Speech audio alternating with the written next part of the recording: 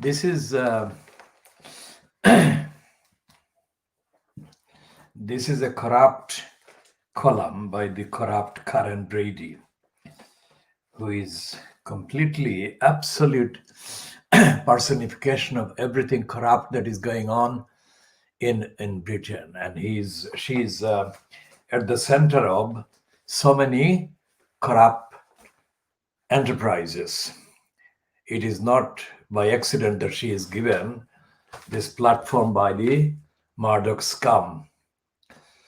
Now, her piece is about, well, the piece that is byline to her, it is impossible that she wrote it all, is about the complete opposition to the myth of Trump being free from any effect of the virus. Now, this is the kind of narrative that is intended to appeal to ordinary people and ordinary kind of gullibles who will, it is expected, who will have not noticed the scum, Murdoch scum, being in denial on the front page and on the rest of the paper, and being totally anti-Scottish and dishonest about this Scottish MP. Now, she's saying, how could anyone cash in on COVID? She obviously hasn't heard the question that Stella Creasy put to Matt Hancock, the so-called Home Health Secretary, in the week. And she obviously hasn't heard the boasts by Trump that the virus is gone.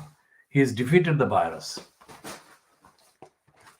She has not seen or heard of the fact that the scum was in denial of the virus at all. How could anyone cash in on COVID? And she's all kind of moral here. Now, if anyone given a platform as a member of the House of Peers, PEE-RS, Peers, she was made a House of Peers member by David Cameron. And her whole career has been built on her service to the enterprise of the pornographer David Sullivan et al. And she's still engaged in lying enterprise at the expense of the people of East London and Newham via her involvement with the West Ham kind of procurement of service at the 2012 so-called stadium that has been grossly, opportunistically, ingratiatingly misnamed after Brenda by Boris Johnson. So Karen Brady is not somebody that can inspire any justification, any confidence, any claim that she has got any right to comment on somebody's alleged exploitation of the COVID-19. But that is what this column is doing. In the dark days of this pandemic, some shining beacons of hope have emerged. The kind people who have bought their vulnerable neighbors' weekly shop, the nurses who have cancelled holidays to keep our hospitals going, and the likes of the footballer Marcus Rashford, MBE, who have raised millions for the less fortunate. But sadly, as with every crisis, there are those who unashamedly think only of themselves. Given that since March, we have endured job losses and curbs on our freedom, it's always a bit galling to read about those who appear to have actually benefited from COVID. I'm not talking about the people whose businesses and skills mean they're providing a service, video conferencing or hand sanitizer farms, for instance, that our brave new world cannot live without. It is the people who have been accused of immorally cashing in that I find infuriating. Consider the allegations against millionaire pizza chain tycoon Rahil Chaudhry. He is accused of participating in the government's Eat Out to Help Out scheme by claiming £235,000 of taxpayers' cash at three of his stores. Chaudhry, who owns 61 Papa John's franchise restaurants, is accused of asking staff to record thousands of phantom covers, allegedly promising them bonuses to do so. As part of the Eat Out to Help Out scheme, the government would have paid half the bill for each one, up to £10 each. Most of Chaudhry's restaurants were not even eligible for the offer, which required diners to eat in because they were chain takeaway only. Workers claim they were threatened with the sack or reduced hours if they spoke out, and now Papa John's has launched an investigation. While the nation was heading out for a pint and a pizza with their loved ones, thinking they were doing their civic duty, it seems some may have been making up get-rich schemes at the same time. And so on she goes on. Now this is an Asian man, and the Asian man is the easier of the targets for the racists, connected with Alan Sugar, which she is, and connected with Rupert Murdoch, which she is, and connected with David Cameron, which she is, and connected with Boris Johnson, which she is. Now, all of these expressions of angst must have been written by somebody else, because they put in the footballer, the black footballer, Rashford, who has got the MB, which is in the news today. So this column was manufactured in the last few hours of the paper going to bed, that is to say, before it was printed.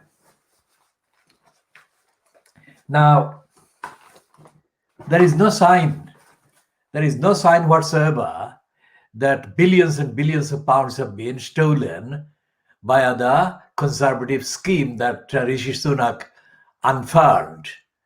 And the furlough has been unfurled by the kind of conservative hedge fund man. Sunak is a hedge fund man.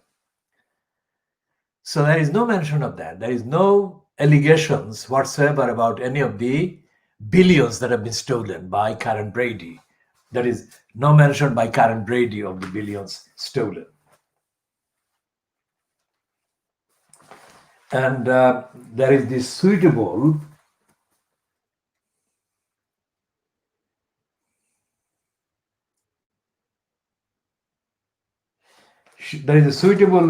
kind of piece against Nicola Sturgeon.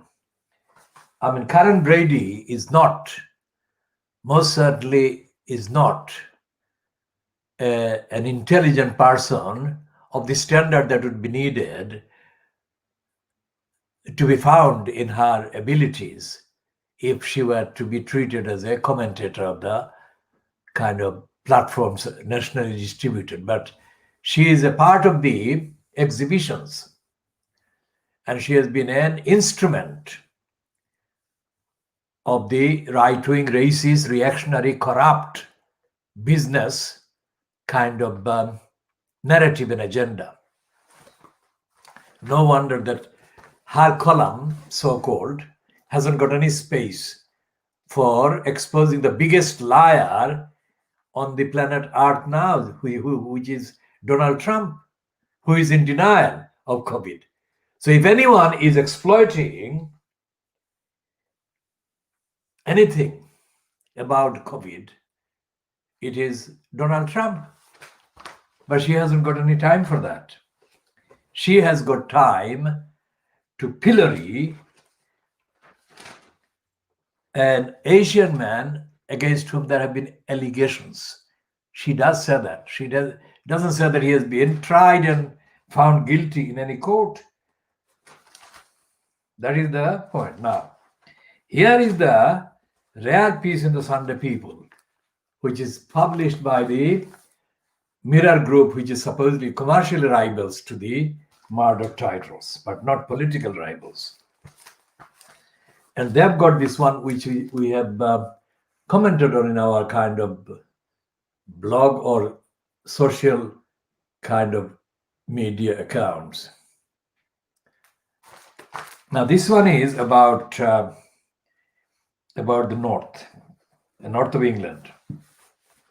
And this one is the, broadly speaking, line that has been taken by Labour supporters, that the Conservatives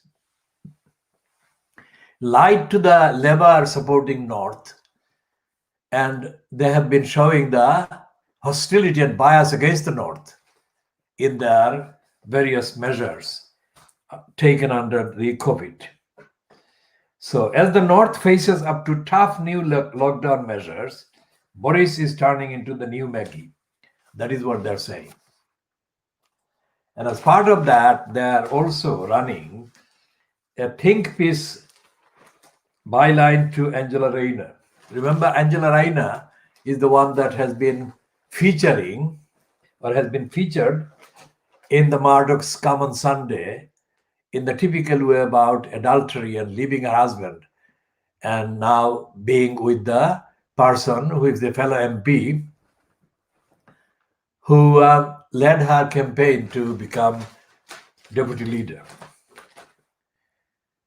Now, there is a distinction there. In the Sun, it is Angela Rayner as another adulterous person or MP.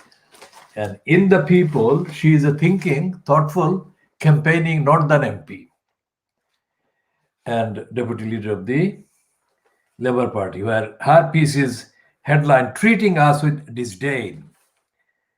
The Tories talk a good game about levelling up, but they have spent this week talking down to people in the North and the Midlands. Now, levelling up is the one that is talking about being straight to the people and doing kind of fair deal to the North, because the North defected to the Tories, Boris Johnson, and became a Brexiteering majority for Boris Johnson. And this was something that has been widely kind of interpreted as being a rejection of Corbyn's leadership. But this spread on pages 4 and 5 on the Sunday People is not even talking about Brexit. It's talking about Thatcher's attack on the mine workers in the 1980s, which is more reminiscent of a piece, let's say, in the Communist Morning Star, which we call Morning Star because of its record of distorting the truth and being stupid. Stupid in the mold of Jeremy Corbyn being a garden gnome, clueless. Now, the treatment of the mine workers in the 1980s by Margaret Thatcher has not been recognized by the Guardian, most certainly not the BBC, not certainly the Daily Mirror, in anything like the truthful way that it should have been recognized and should be treated. So that is the background, that it is a new kind of awareness on the part of the Sunday People, because the lies that Thatcher cooked up in order to defeat the mine workers have yet to be told anything like that truthful way. And the violence that was allowed to be perpetrated against the striking mine workers has not been documented publicly, nowhere near where it should be. So the fact that the Sunday People, which is a right-wing paper, it's not a left-wing paper, it is supposedly sympathetic to the Labour Party, but the sympathetic kind of aspect is mainly to do with the commercial consideration, not political consideration. That is to say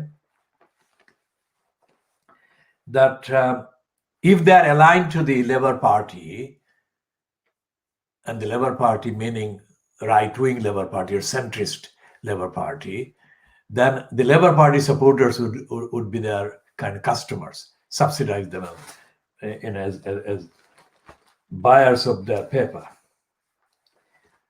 So, but the essential role that the People plays is not as a teller of the truth about the conservative agenda. And so there is a distinction there. So they are now appealing to the emotions of those who are almost all going to be among the Labour Party supporters, who still believe that the mine workers were crushed by Thatcher and by the state under control and orders from Thatcher. And that is what they're doing. So we'll go to that topic again later. On the next pages, 6 and 7, they've got kind of token pieces from the Liverpool, Nottingham, Edinburgh, Dublin, and London. So these are about the corona crisis that the Boris Johnson-fronted government is not handling to the standard needed for the safety of the people. And there is a completely idiotic, typically idiotic, cowardly and kind of timid piece about Trump, who is quoted as saying, "I'm off all my meds. I feel great," he tells fans. That is stupid because that is not true. But that is the kind of copy of the parade the Trump propagandists have been unleashing. And the writing, allegedly byline to a woman called Karen Rocket. President Donald Trump took off his mask and told a crowd of hundreds of fans gathered at the White House yesterday, "I am feeling great." Now, this is not the paper that is supposed to be taken seriously as being critical of Thatcher and Johnson and the rest against the North and the ordinary Northern people. This is like a copy from the Fox News. This is part of the diagnosis that we do. Diagnosis of Fleet Street, exclusive, world exclusive diagnosis of Fleet Street. And although we recognize the difference in terms of circulation terms and calculations, there is no difference in terms of the agenda and the contents of the copy between the Murdoch newspapers and the Mirror Group newspapers, let's say.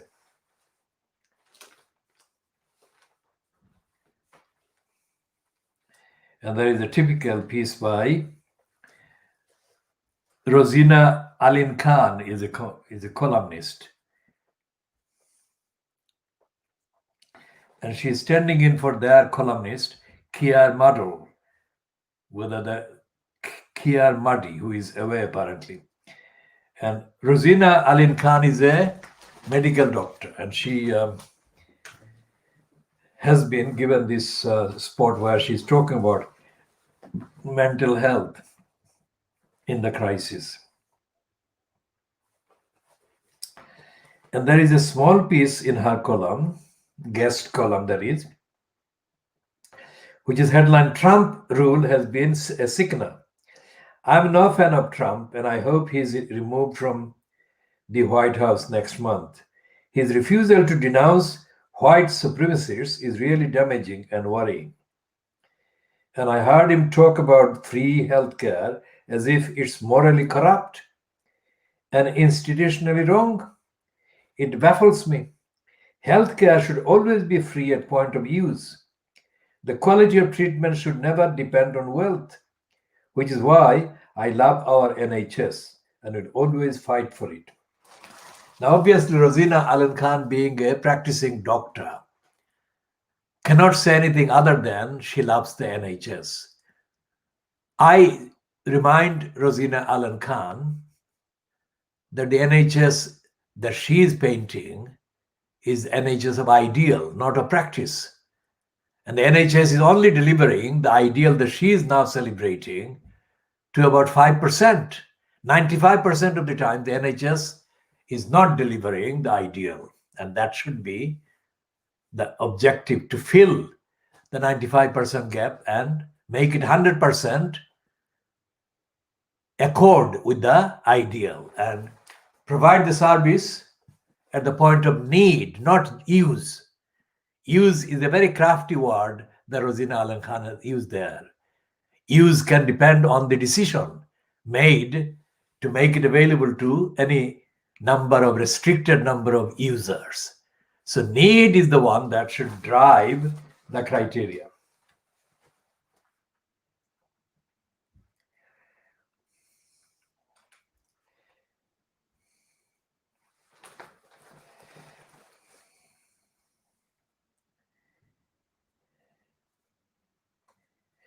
And there is a thing about the energy crisis looming and is estimated to hit Britain in 10 years' time, unless Boris Johnson deals with the energy crisis and solves it now.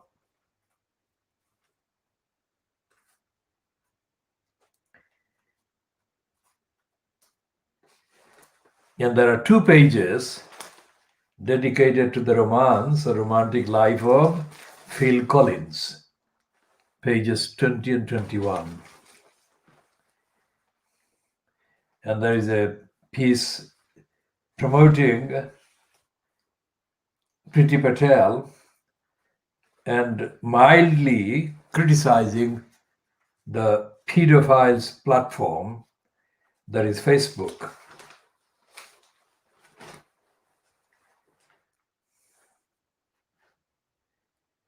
And there are 2 pages given to the SAS.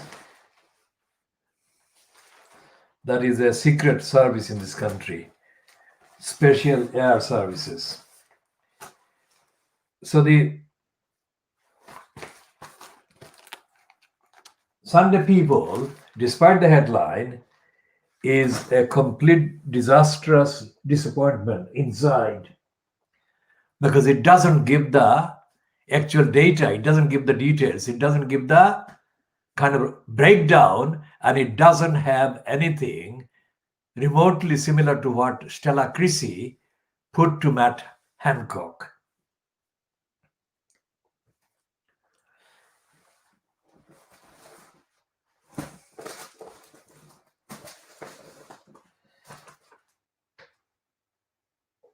So the Daily Mirror Sunday version, the Sunday Mirror, is running a less timid headline, at least, and it is saying Tories COVID outrage, one local lockdown rule for them, that is to say, and another for us. And it's saying that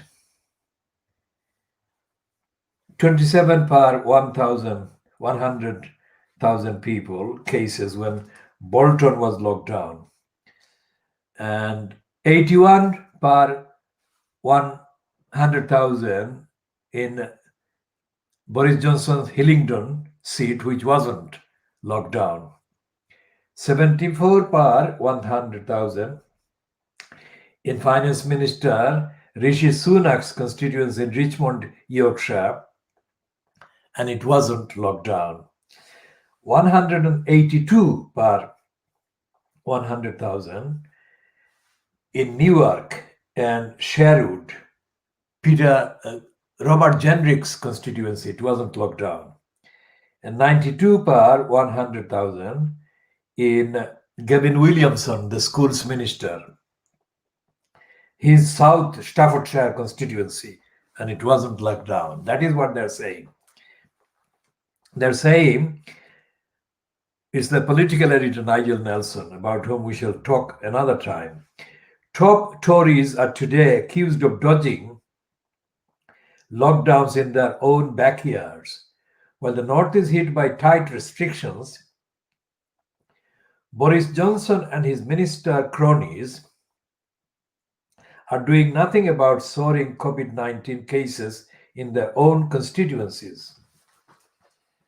And that is self-evident. Now, Nigel Nelson is an opportunist right-winger himself and a dedicated opponent of Jeremy Corbyn. Now, we don't say that because we are kind of fans of the Corbyn regime or Corbyn agenda or leadership. But we just highlight this as evidential bias on the part of the person who is supposedly writing an anti-Tory kind of piece. That's what we are pointing out here. And they say that here, one local lockdown rule for them, that is the front page. And they continue that big headline, big letters on this two-page spread inside. But essentially, what they're doing, they're just kind of window dressing. They're doing kind of shadow boxing. They're not really coming to discuss and examine the evidence of corruption, multi-billion pound corruption that is taking place at the same time. And they're not talking about the lies of the lying message coming from all the ministers and all the kind of parts of the government, including the lying by Dido Harding. And there are all these other things missing. What they're saying here is the number of cases that are in each constituency that are being really neglected. But that is not really effective, because how many of the voters will see this kind of subtle point about the particular Conservative MPs' constituencies being allowed to stay outside of lockdown, while other parts which are not their constituencies, but mostly Labour supporting constituencies in areas where less number of the infections are being kind of used wrongly in comparison with the Tory ministers' constituencies with higher numbers of infections, for lockdowns that are affecting mainly northern areas which are not Conservative controlled or Conservative represented constituencies. Now, this is important because without the breakdown, that is detailed reporting on day-to-day behavior bias in every kind of decision that is being made by public service decision makers, the people cannot be expected to understand the actual motives and the actual factors running this bias. So how many people will be swayed by this slogan, which is what it is? One local lockdown rule for them and others for us. That is what it is supposedly saying. And what I'm saying is that the Daily Mirror, the Mirror Group newspaper, that is, and the Mirror Group's organ, part of this table, that is the Sunday People, they are not giving the people the facts about the government's abuse of the funds, abuse of the public office. And this is in character. This is not out of character. The failure by the Mirror Group newspapers to leave out of their journalism any examination of the lack of accountability by the decision makers. It is absolutely the same with the right-wing papers. And the only time they make any exception and they do pay any tokenistic attention to the lack of accountability is when they can kind of use any evidence to politically damage the claim by the Labour Party as the better alternative for the government. And the reason why I say that Jeremy Corbyn is a garden gnome is because of this. Because Corbyn is as uninterested in the lack of accountability by local councils and the NHS personnel as the Conservatives are uninterested in the massive robbery of public money being committed by the banks, by the big businesses, by the accountancy firms, Deloitte and others.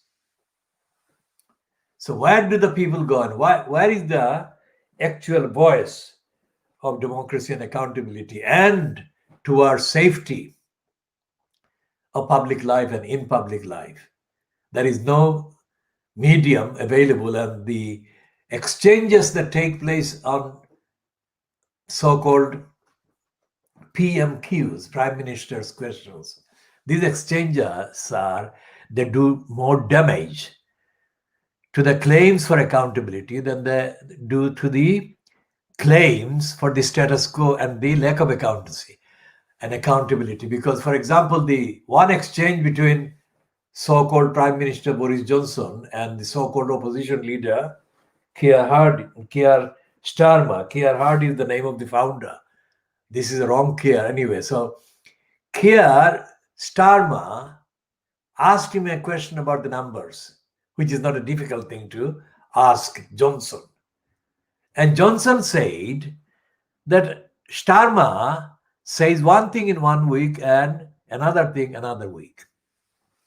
And the format of the PMQs is so corrupt that there is no comeback.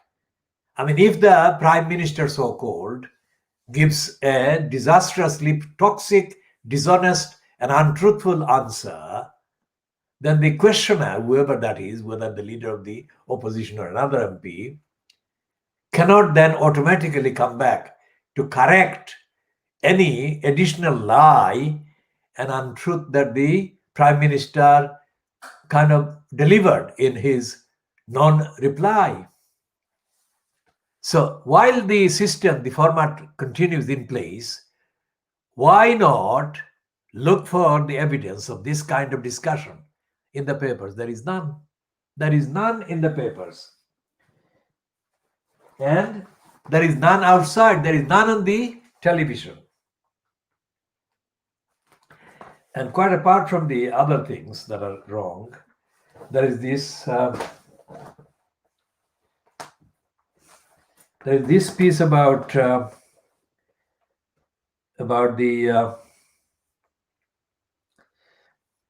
new savior of the world, the planet, which is the kind of antithesis to his brother. I mean, Wills and his wife are always forever being featured as the positive faces. And this week it is the faces of Wills surrounded by images of some of the world's most kind of glamorous women, artists, whatever. I mean, they are glamorous, but what is the wisdom of getting them put in place as stalwarts of defending the earth? That is the corruption of the media that uncritically copies that kind of stupidity and brainwashing the gullibles tactics. The more serious item in the Boris graph on Sunday is the migrant boats to be stopped with nets and sent back. Look at this. This is still the month, let's say, within the month of the 75th anniversary of the United Nations that has just gone. they're threatening, Priti Patel and Boris Johnson are threatening, put nets as if human beings are fish. Can there be anything more reprehensible than that? And there is no comeback from the opposition. There is no reference to the United Nations. There is nothing at all about the United Nations charters and the conventions on refugees and asylum seekers that are being openly flouted and broken. And weeks ago, they had said that it is shocking that Johnson was plotting to pass a bill against by breaking international law. That is what they were saying. They were shocked. But we said they were completely bogus. They were not shocked at all, and he would get it through. And the point of every failure by the Johnson-fronted cabal is the failure by the Starmer-fronted cabal of the opposition, which is staying silent on all these. And these are issues that warrant not silence, but actual high-level urgent debates demand. And there is nothing. So there are two. One is the Wills fronting as the savior of the planet, with the glamorous girls, it's the mainly girls, and the migrant boats to be stopped with nets and sent back. Sent back where? There are more than 1 million people seeking refuges and asylum. Where are they going to be sent back from this country? And it's only a few hundred people at any time. And there is this draconian martial law in the north, or wherever the local areas are that will be subjected to new lockdown. It says pubs and bars expected to close in hotspots, but restaurants to remain open for now. And it says that millions of people will be asked to refrain from traveling outside their local areas and could be banned from mixing with other households, even outdoors. I mean, fears that some NHS hospitals in the Northwest could become overwhelmed within days. But this is not something that is going to stay confined to the north or the northwest. It is quite possible that this will be extended to cover the rest of England.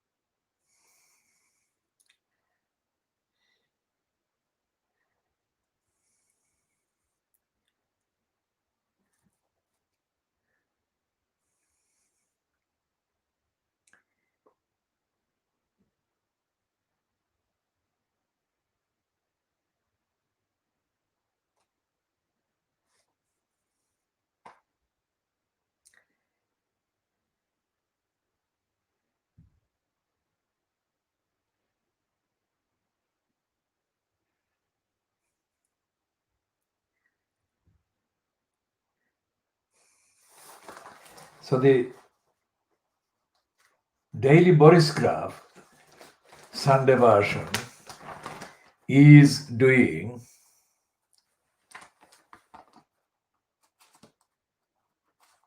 the typical covering up for Boris Johnson and his failures. There is nothing of substance whatsoever.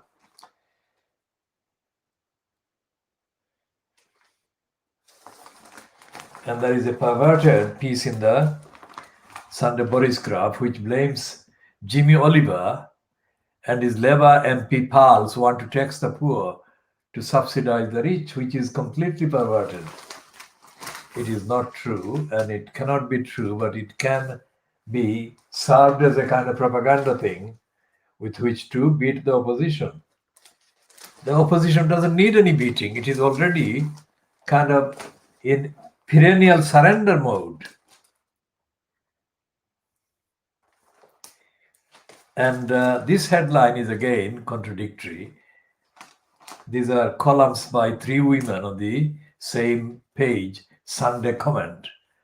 One is Madeline Grant, who is a teenager, who is being over-peddled, over-promoted as a thinker, which he is not. And there is a very kind of toxic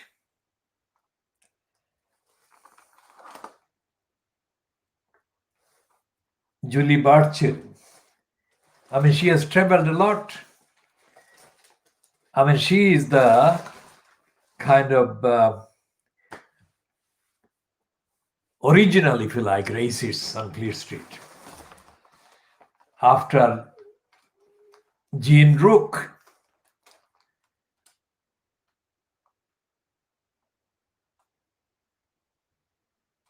and they are putting Boris Johnson as a savior, as a lover of the people of the North.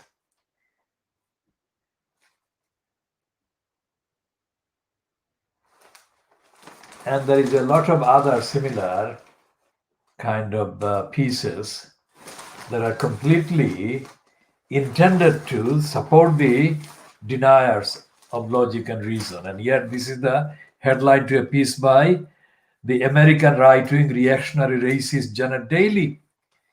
Janet Daly has been given a platform, endless platform by the BBC and others in this country for years. And Janet Daly is one of the nastiest peddlers of racism and reaction. And she's saying the coronavirus crisis has dealt a death blow to the age of reason. That is a complete lie. The age of reason has been attacked by the likes of Janet Daly for years.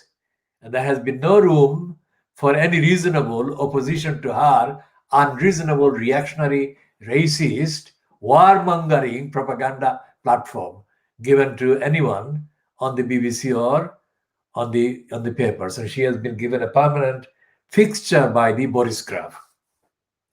And Janet Daly has been doing it for longer than Boris Johnson has been alive, literally.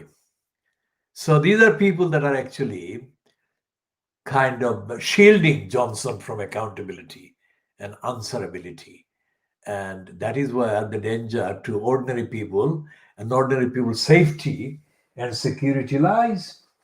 Now, as we discussed the Channel 4 and the campaign for a fourth channel that I took part in the 70s, and the conclusion that the fourth channel has been not implemented by Channel 4. And I recalled earlier this week the original confrontation I had with Jeremy Isaacs, who was the first chief executive at Channel 4 in Charlotte Street, London, W1. And my confrontation was about the fact that Isaacs was lying, as was the rest of the crew in control of the then just launched Channel 4 in the beginning of the 1980s. Now, the Channel 4 generally, and Channel 4 News in particular, and the so-called documentaries have peddled serial lies against people in the communities, especially the two series that Channel 4 actually used or abused, or several series, in fact, because they ran more than one series about how to get a council house. And they gave platform to council employees, the corrupt employees that were involved in destroying any entitlement to council housing by ordinary people who needed council housing. And also they gave platform to the liar, Kevin Collins, who, as the chief executive post holder at the time, was given a completely unwarranted and unjustifiable kind of platform by the Channel 4 to tell a pack of lies about how cuts by the Tower Hamlets Council amounted to saving the poor in the borough. they ran this under the undercover boss kind of cover. And they lied, and they staged the lies by allowing Kevin Collins to impersonate a non-existent person called Colin, while he stood while that was being filmed next to a man called Colin Cormack, who was a serial liar and a racist and a criminal. And so therefore the Channel 4 has got a discredited record over the years since it was launched, and it has not actually supported the movement, overdue movement for accountability by public kind of personnel and public office holders and public agencies and public organizations, or by parliament, despite the pretensions. And I have mentioned the contradictory kind of behavior by Michael Crick when I actually asked him a question, or tried to ask him a question, on the 23rd of April 2015 outside the Royal Courts of Justice, while Crick was very much fully enrolled as a political correspondent at Channel 4 News at that time. So having said all of that, this item on business and money on the Boris Graph, Sunday Boris Graph, headline "Privatization Battle Looming for Channel 4" is completely logical. The Channel 4 would become privatized because the agenda that Channel 4 has been peddling and actually acting for and promoting for the last just about 40 years since it was launched has been a privatizing agenda, especially exposed in the series like the Benefit Street, where they are focused on the poorest people and the most deprived people and have kind of demonized them as being the looters and robbers of the public money.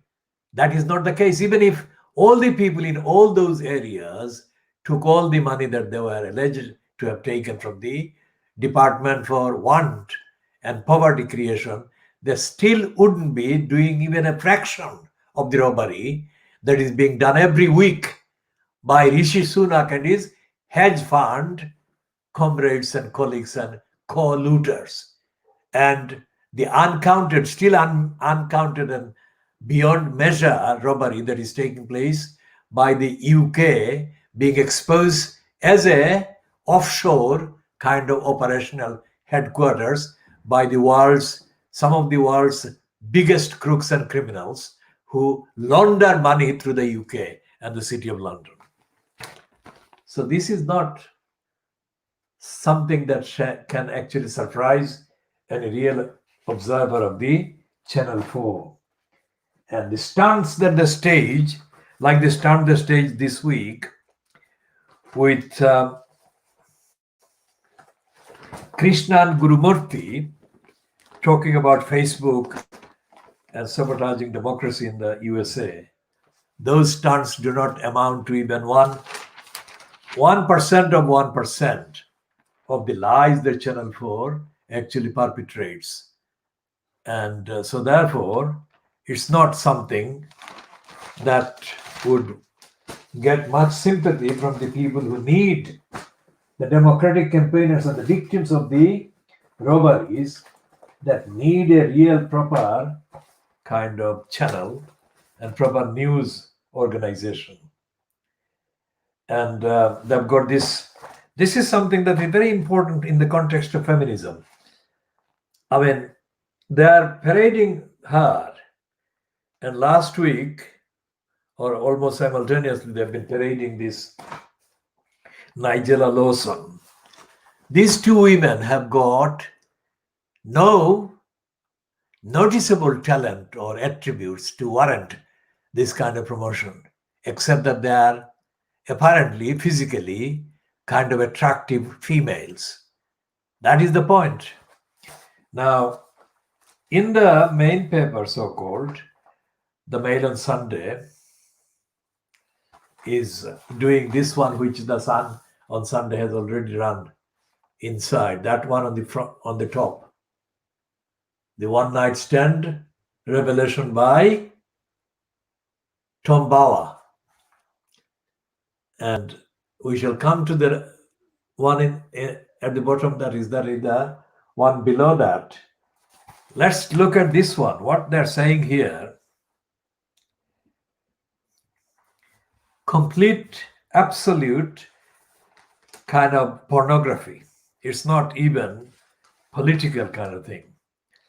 The bitter jealousies and strange codependence between the three ex-Bullingdon boys who ran Britain. Now, this is not really an attack on the Bullingdon boys and the culture of fascism that is carried out by the Bullingdon Club.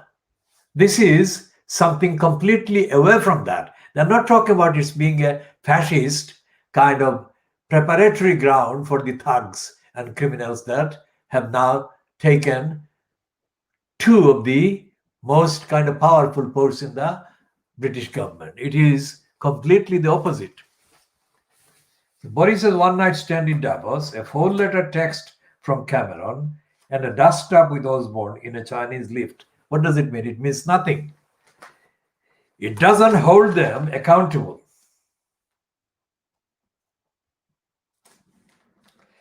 And this is the kind of thing that they do.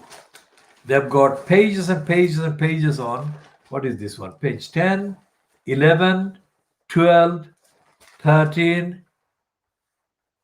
So they got 4 pages on Boris Johnson's kind of affair, one night stand and dust up and whatever, but not a single word about the unacceptability in a democracy of these criminals being allowed to have any eligibility or claim or opportunity to even seek public office, let alone grab them and monopolize them. There is nothing. And Tom Bauer is not a source of that kind of question.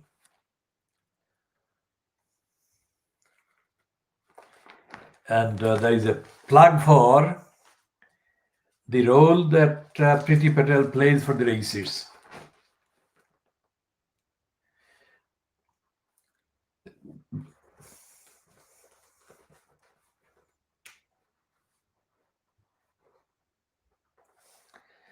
Now, this woman, Caroline Graham, now, she denied in an email to me that she was ever connected with the Neom recorder.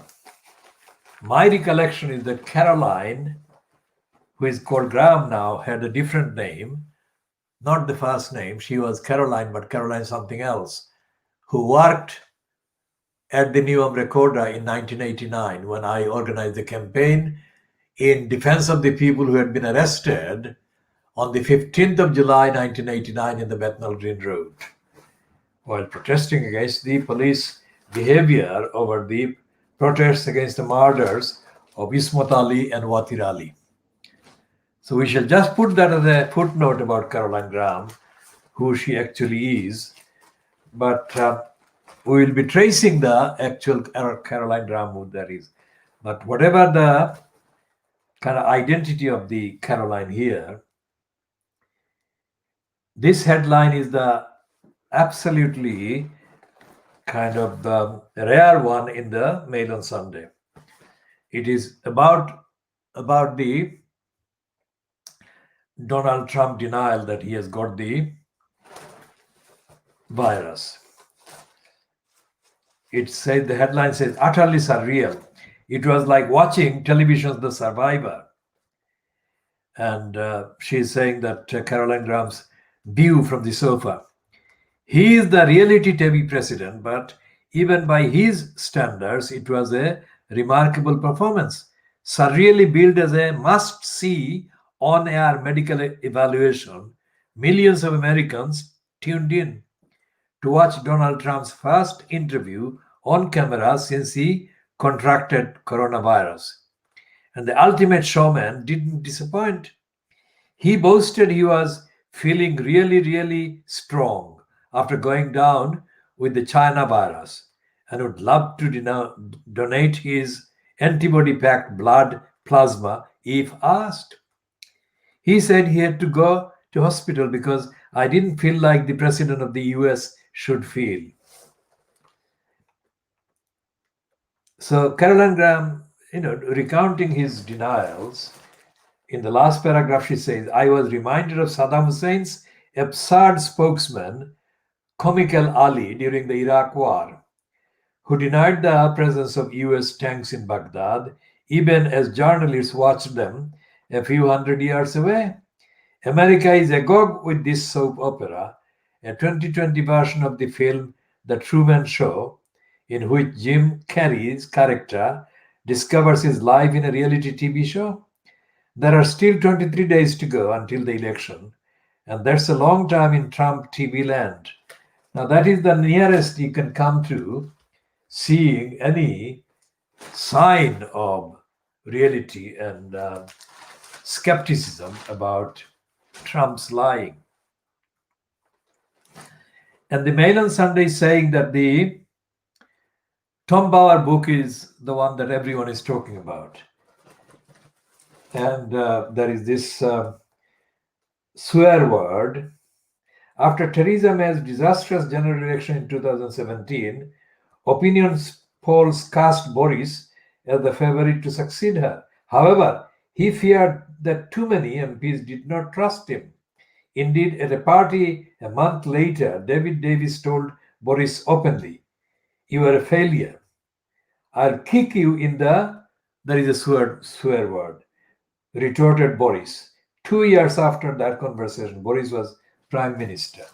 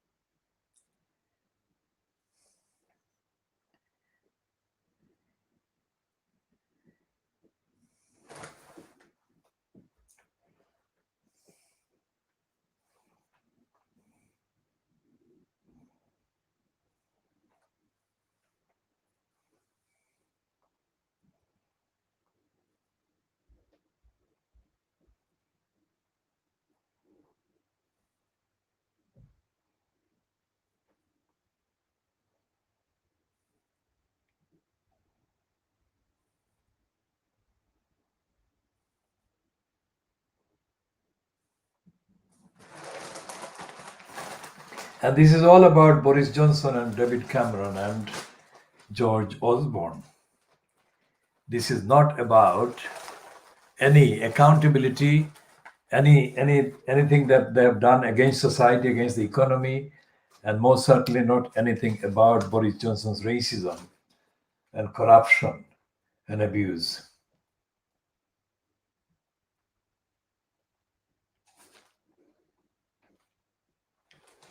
And Peter Hitchens is the only one who has got anything to say against Johnson and the cabal. But the fact that he's saying anything against Johnson and his cabal doesn't amount to anything of substance that democracy can be served by. And here is Alexander Schulman in the Mail on Sunday, and she is talking about Allegra Stratton. She's saying that Allegra Stratton is a natural talent. Ex-ITV reporter Allegra Stratton is a great choice as the face of Downing Street's daily television briefings. Though why she would want to do Boris's ventriloquist doll beats me. She'll have to get used to every item of her appearance being scrutinized in a way a man never would. But I'm sure she has the confidence to carry on dressing as she chooses, rather than turn into some trolley-dolly US TV anchor construct.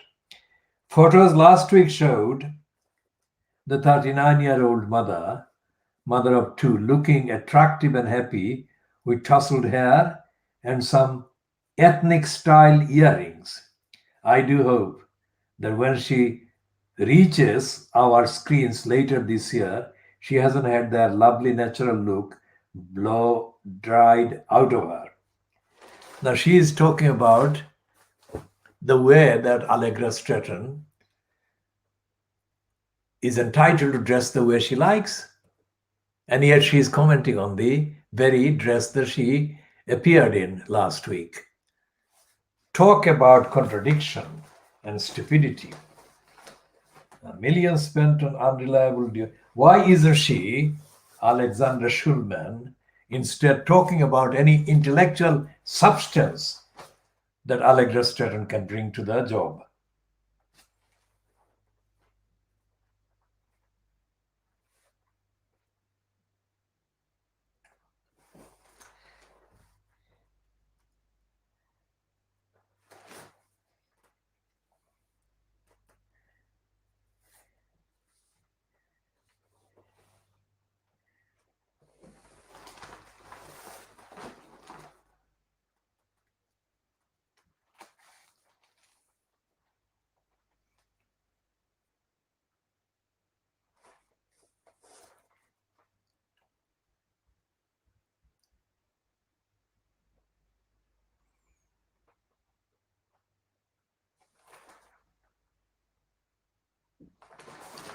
And I've got a piece by Stuart Rose, the former chief executive of Marks.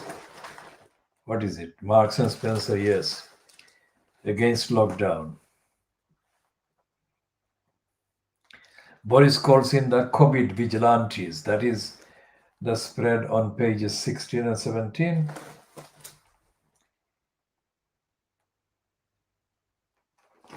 And they're talking about the various fake news items.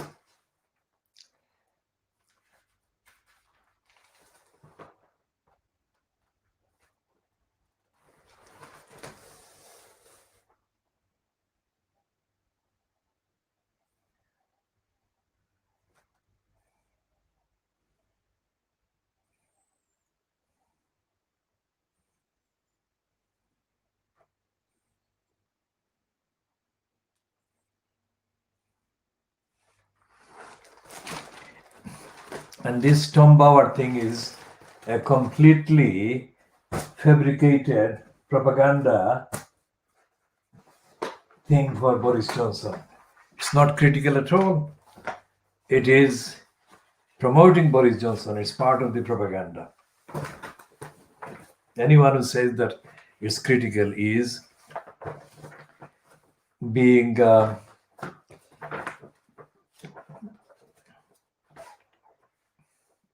hoodwinked by the propaganda of lies.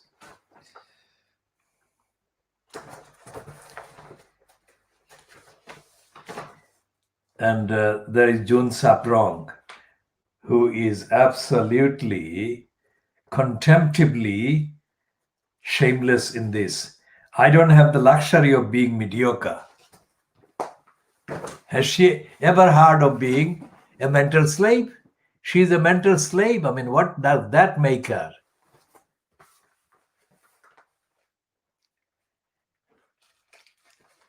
And the Observer is also kind of serving the Boris Johnson narrative.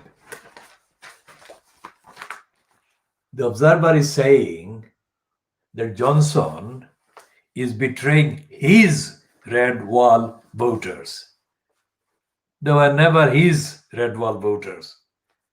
They were deluded into voting for the cons. Deluded because of the serial betrayal to engage with the realities evident in the exhibition called The Garden Gnome, Jeremy Corbyn, for 5 years.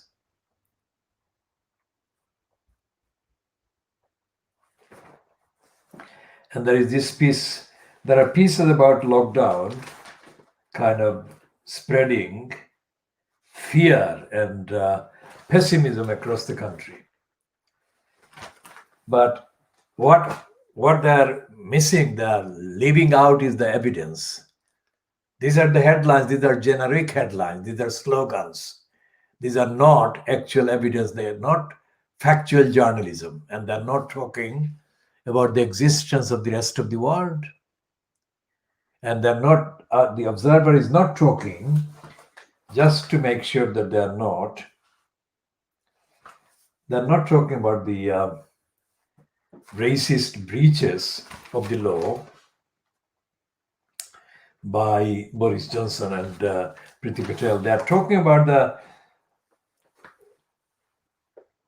kind of statement by Priti Patel about lawyers, but they're not talking about the licensed law society being itself corrupt, racist, and part of the collusion with the breaking of the international laws and treaties by the UK government. So all these papers, we haven't looked at the Sunday Times, which we shall be looking at a later edition. But all these papers are failing to tell the truth, as they have been doing every single time.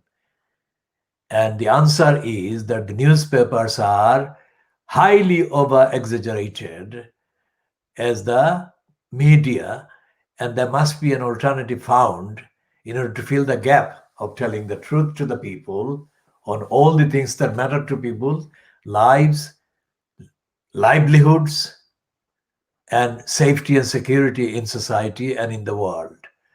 And there is nothing in the Observer. As I said, we shall look again at the Observer because it is supposed to be a formerly liberal kind of Sunday paper. As the United Nations last week observed or marked the 75th years of the United Nations, there should be something about the United Nations.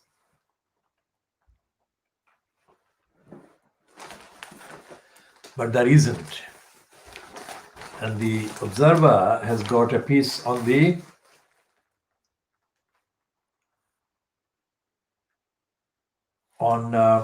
Thunberg, who is pictured at the Swedish Parliament in Stockholm in 2018. It's a picture by Anders Hellberg. That's the picture of Greta Thunberg, photographed in the Swedish Parliament in 2018. Now, why is that talking about her? They're obviously talking about the Nobel Prize. And they're talking about, yes, at the United Nations, we see her warning its Secretary General, Antonio Guterres, that political leaders have failed us, but now change is coming. And other things, because this is the week that Antonio Guterres has been overexposed as kind of smugly celebrating the UN food program getting the Peace Prize, instead of Greta Thunberg, which name had occurred in many speculations in the weeks and days before the actual announcement of the Peace Prize. But essentially, the contents of the journalism, so-called, of the Observer are as irrelevant as the contents of the rest of the Fleet Street, because the planet needs the kind of action that none of the governments is actually even remotely interested in taking, nor is the United Nations helping, except in the current Secretary General's case, all the headlines about the environment, the planet, are beneficial to the promotion of his legacy, his image as the person who did the most savvy kind of series of self-promotions. And the journalism of the British papers is the same as the journalism of the Swedish papers or the journalism of the other Western European so-called liberal democracies or former liberal democracies. And the same applies to the papers in New York or in the Los Angeles or in other parts of the USA or Washington, D.C., so-called. The agenda remains 100 years behind the kind of journalism that should be seen, read, heard, and voiced on the media today if the planet Earth is to have any future. For example, in the local areas like in the East End of London or East London or in London generally or in England, the local councils don't have in place anything that can be recognized as a program to deal with household waste in a way that is no longer lethal or dangerous or harmful to the planet or the fish and other lives that are affected by the waste. There is nothing. What there is token. And most local councils don't care. And there comes the factor of democracy. What are the local councillors elected for? What are the MPs elected for? Because in the papers today, Sunday papers today, the ones that we have looked at, apart from the Sunday Times of London, which we shall do actually in one of the next editions. We are planning another 2 editions of today's diagnosis of Fleet Street. Although we have covered most of the titles, we shall be covering many of the remaining issues and omissions that we have not looked at today so far. And we shall be, of course, updating on the campaign to end rape in Bangladesh as an example, because it's not just in Bangladesh that rape needs to be ended. Everywhere, rape and sexual violence and sexual crimes must be ended and action should be taken. But what we are hearing from Bangladesh from this distance is that despite the fact that the MC College gang rape has been reported extensively in Bangladesh, and another one of sexual abuse of a woman and rape of other women in other parts, other new cases of gang rapes, and one of a gang rape on a bus by 6 kind of members of staff of the transport company or organization has been reported. So not only has the wide outrage or expression of outrage after the MC College gang rape stopped the other rapists doing it. They're doing it in the same way